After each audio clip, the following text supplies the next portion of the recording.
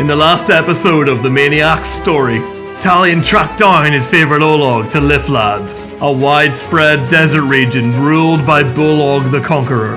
After slaughtering and shaming his way through the Conqueror's ranks, Talion was finally reunited with the Maniac Olog. The Maniac informed Talion of his grand plan to change all of Liflad into an area that welcomes all orcs, despite their mental ailments. To do this, they needed to take down the Conqueror and end his regime. Talion looked to weaken the orc ranks in the region, while the Maniac looked to gather an army. I've killed many of your fellows. Now I will kill your beasts. He snuck his way into the fortress. He was going to systematically open up every single Caragor cage in this fortress. He was looking for a very specific orc, and it worked like a charm.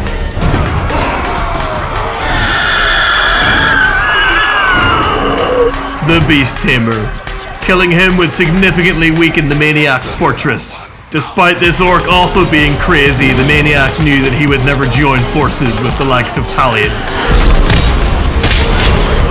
which left him with only one choice: extermination.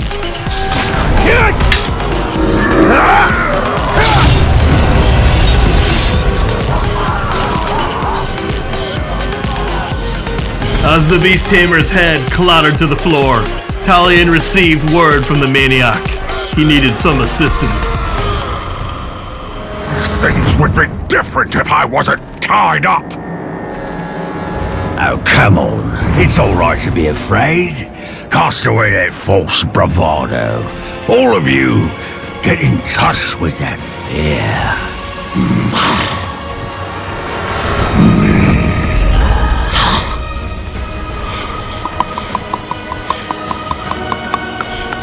The Maniac had interrupted the execution, pissed off the Bone Snapper, and was now facing two orcs by himself. Talion had to get involved. The Maniac probably could win the fight, but the Ranger didn't want to leave it up to chance. He'd only just gotten the Maniac back. He couldn't let some runs take him away again, especially not a halfling lover. Talion stabbed him in the shoulder and then threw him off a small ledge. Actually, this time it might have been quite a reasonably sized ledge. After the fight, Talion was then tracked down. So you want to fight? Well, here I am. It was one of those amazing situations created by the nemesis system where the orc just seemingly appears right when Talion marks him for death. This saves Talion a lot of time. And plus, they get to fight in the nice area of Liflad. Yes, there is a nice area of Liflad. It's right here. It's the oasis where Baranor's brother ruled. And if you don't know what I'm talking about and you don't know who Baranor is, then check out these videos right here. I did a whole series on it. With the cocky gatekeeper now weakened, Talion tried to throw him off this small ledge to finish him off.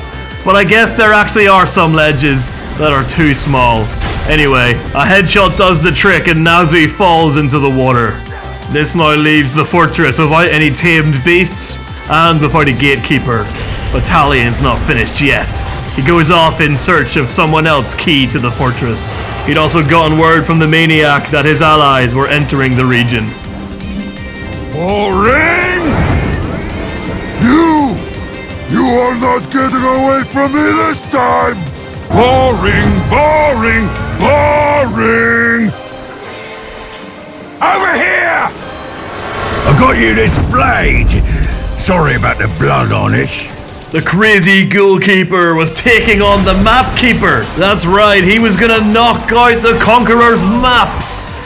I don't know if that's really gonna do too much, but yes, we're gonna get rid of the maps. Together with the Lord of Maggots at his side, anything's possible. But the maps? Really? Are the maps vital to defending the fortress? I really don't think so. Anyway, because the ghoul lover is here, he summons a ghoul army, including a bloody ghoul den mother, and together they slaughter the map keeper. He takes his head in probably the most painful way possible, using the blunt end of his shield. Ow. After this display of strength, Talion agrees. The ghoul keeper can join the army. Talion then goes to assess the next of the Maniac's war chief candidates. I want this camp well guarded at all times. He's tracked down Gura Desolation. Don't know. Another crazy orc. The Maniac clearly has a type. Talion jumps on in to take out the rest of the grunts, leaving the two captains to have a fair fight. I say a fair fight. The mindless causes severe damage to him while he is just running around on fire. This scene just really reminds me of Will Ferrell from Talladega Nights. Help me, Jesus! Help me, Jewish God! When he's done prancing around, he actually decides to retreat. He has turned! Retreat and live to fight again! Which I think is absolutely pathetic for an orc with such a badass name like Desolation. But before he can run away, he succumbs to the Mindless's poison. Actually, I don't think the Mindless has any poison. It was probably Talion's poison. Oh, no, he does. I can see the trail of it now. The Mindless runs off after his victory. He's probably going to go kill some small animals because he is certifiably crazy. Oh, look at this poor guy. Talion then met up with the Maniac at the pit fight arena. One of his minions was going in there to prove himself. Is he going to be worthy to join the army and revolutionize Liflad?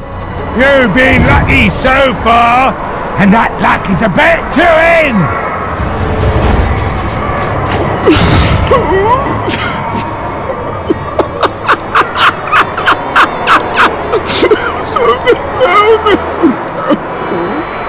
As you can see, Luga the Meat is extremely weak. So much weaker than the other archer orc. But he's got courage, he's got determination, and most importantly, he is batshit crazy. But at the moment, he is just getting bullied by the Caragors. Come on, Mindless, you've got this.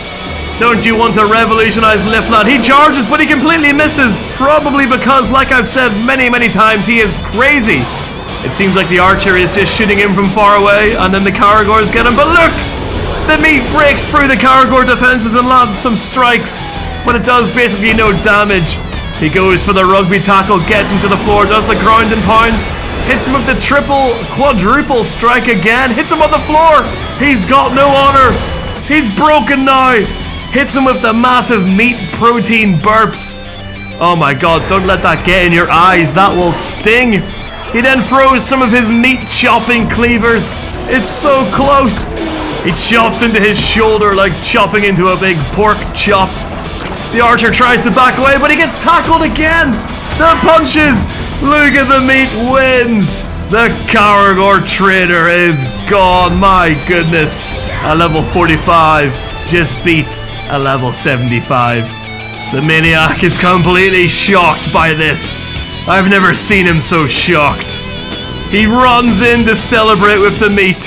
While those two celebrate this rare win, Talion goes in search of more captains that can help us take the fortress. We come across a singer orc. Now, hear me out. While singer orcs are not inherently crazy, I would argue that an orc that becomes a singer in Middle-earth definitely has some screws loose. Because of this, Talion decides to investigate to see if this orc can make the cut. Make the cut. You see what I did there? Subscribe to the video right now for my comedic genius. You may have heard of one like me. He prances and dances and sings with glee. Wherever there's strife, the singer is there. He slaughters and slays with such merry flair. I sing this song with all my breath. Take heed, for this interlude ends with your death. Never give me a life! I don't know when we'll meet again, but I'll be ready and you'll be deady. My goodness, Talion thinks to himself. An orc that would sing this beautifully in Middle-earth as an orc? And then retreats, even though he's got more than half health. This orc is most definitely crazy enough. The singer song will never end. At the very least, he can play lovely little tunes for the crazy orcs. Talion then set off on his drake. He was looking to weaken the fortress's defenses once again. The orc he was looking to draw out was in charge of all fire defenses, adequately named the Fire Belly.